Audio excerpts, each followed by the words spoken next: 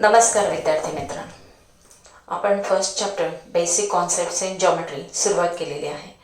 त्यामध्ये आपण basic concepts in geometry, coordinates of the points, distance between two points with the help of coordinates, betweenness, practice set 1.1, line segment, ray आणि line ह्यांची definition in terms of set, त्याचबरोबर congruent segments, its properties, comparison between the segments, then perpendicular segments, distance of a point from the line and practice set 1.2. हे आपण सर्व व्हिडिओद्वारे अभ्यास केलेला आहे. जर एखादा भाग नाही समजला तर तो व्हिडिओ पुन्हा प्ले करून तुम्ही तो भाग नीट समजून घ्यायचा आहे. आत्तापर्यंत तुम्ही 8वीला प्रॉपर्टीज, थिअरम्स आणि काही फॉर्म्युले वापरून एक्झाम्पल सॉल्व केली. पण आता ह्यापुढे तुम्हाला काही थिअरम्स, प्रॉपर्टीज प्रूव्ह करायचे आहेत आणि तुम्हाला अँगल्स, ट्रायंगल, क्वाड्रिलॅटरल ह्यांच्या प्रॉपर्टीज माहिती आहेत. माहीत नसतील तर त्या पुन्हा तुम्ही रिवाईज करायचे. आणि हे थिअरम्स प्रूव्ह करण्यासाठी त्याची एक पूर्वतयारी म्हणून आपण आज एक टॉपिक शिकतो आहे, कंडिशनल स्टेटमेंट्स अँड कॉन्वर्स.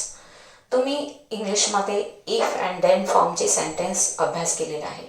त्याचबरोबर शाळेमध्ये आणि घरीसुद्धा शिक्षक आणि पालक सतत तुम्हाला जर आणि तरची वाक्य ऐकवतात आणि खरोखर ही खूपच आवश्यक आहे. जर तुम्ही चांगला अभ्यास केला तर तुम्हाला चांगले मार्क्स मिळतील. जर तुम्ही खूप मेहनत घेतली तर तुम्हाला यश मिळेल.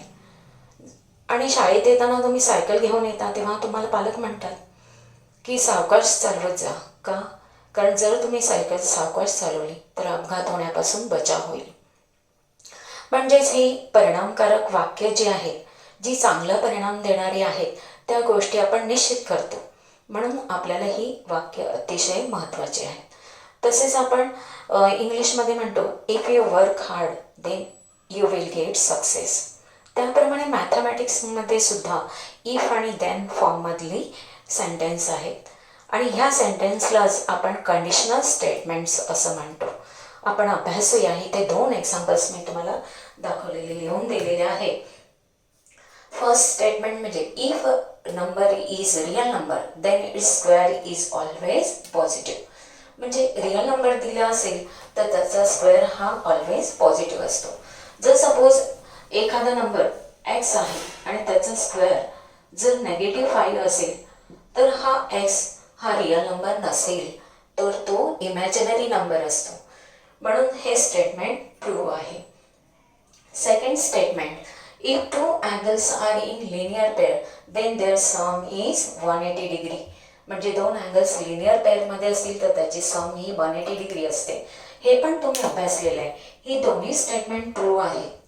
आता इफ नंतर येणारा जो पार्ट आहे, अ रिअल नंबर इज गिवन, हा ह्या पार्टला आपण सपोज पी मानूया. आणि देन नंतरचा जो पार्ट आहे its square is always positive, त्याला आपण क्यू समजूया. तर हा पी म्हणजेच अँटीसिडेंट पार्ट आहे आणि क्यू म्हणजे कॉन्सिक्वेंट पार्ट आहे. इथे अँटीसिडेंट पार्ट कोणता आला? 2 angles are in linear pair. आणि कॉन्सिक्वेंट पार्ट काय आहे? Their sum is 180 degree. हा भाग अतिशय महत्त्वाचा आहे, कारण पुढे तुम्हाला थिअरम्स प्रूव्ह करताना गिवन टू प्रूव्ह लिहायचं आहे, तेव्हा हा भाग शोधून काढणं, माहीत होणं गरजेचं आहे. आता हे अँटीसिडेंट, कॉन्सिक्वेंट जेव्हा त्यांची जागा बदलते, क्यूच्या ठिकाणी पी येईल आणि पीच्या ठिकाणी क्यू असेल, तेव्हा त्यांना आपण कॉन्व्हर्स ऑफ द स्टेटमेंट म्हणतो. आणि हे कॉन्व्हर्स इथे मी तुम्हाला लिहून दिलेलं आहे. या फर्स्ट स्टेटमेंट जो आहे, if a real number is given then its square is always positive. आता देन नंतरचा जो पार्ट आहे its square is always positive, हा कुठे घ्यायचा आहे? इफ नंतर घ्यायचा आहे. आणि a real number is given हा पार्ट आपण नंतर घेणार आहोत. हे स्टेटमेंट आपण कसं लिहिणार आहोत?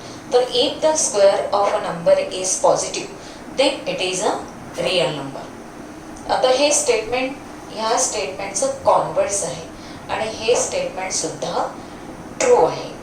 सेकंड स्टेटमेंट इथे दिलेलं आहे त्याचं कॉन्व्हर्स, म्हणजे इफ नंतरचा जो पार्ट आहे तो आपण देन नंतर लिहिणार आणि देन नंतरचा जो पार्ट आहे तो इफ नंतर घेणार. म्हणजे if their sum is 180 degree. Their म्हणजे कोणाचे? Two angles.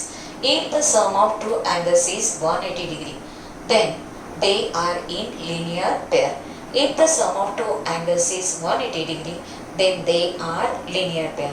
आता हे स्टेटमेंट जे आहे ह्या स्टेटमेंटचं कॉन्व्हर्स आहे, पण हे ट्रू असेलच असं नाही. सपोज हे दोन अँगल्स मी ड्रॉ केलेले आहेत आणि ह्या दोन्ही अँगलची सम, सपोज हा 40 डिग्री आहे आणि हा 140 डिग्री आहे.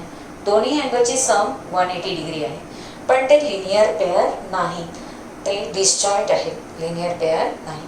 हे आपल्याला सहजपणे सांगता येईल. म्हणजे नेहमीच कॉन्व्हर्स स्टेटमेंट हे ट्रू असतातच असे नाही. विद्यार्थ्यांना जेव्हा सेंटेन्स आपल्याला इफ अँड देनच्या फॉर्ममध्ये नसेल तेव्हा ते कसं लिहायचं हे प्रॅक्टिस सेट 1.3 मध्ये काही एक्झाम्पल्स असे विचारलेले आहेत. त्यापैकीच एक एक्झाम्पल मी इथे घेतलेलं आहे.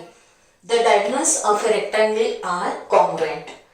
आता हे रेक्टँगलचे डायगोनल्स कॉन्ग्रुएंट असतात. इफ अँड देनच्या फॉर्ममध्ये कसं लिहिणार? तर रेक्टँगल हा काय आहे? टाईप ऑफ द क्वाड्रिलॅटरल आहे. म्हणजेच if the quadrilateral is a rectangle then its diagonals are congruent. ह्या टाईपने आपण इफ अँड देन फॉर्ममध्ये लिहितोय.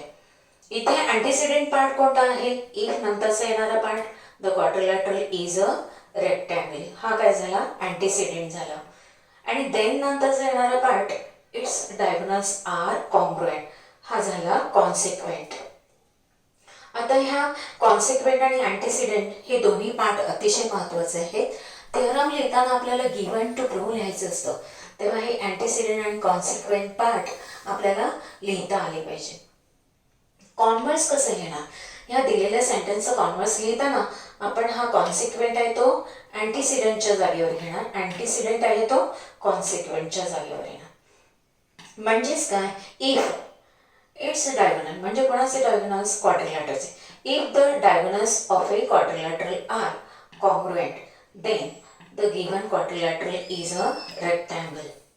हे फॉर्ममध्ये लिहिलेलं आहे.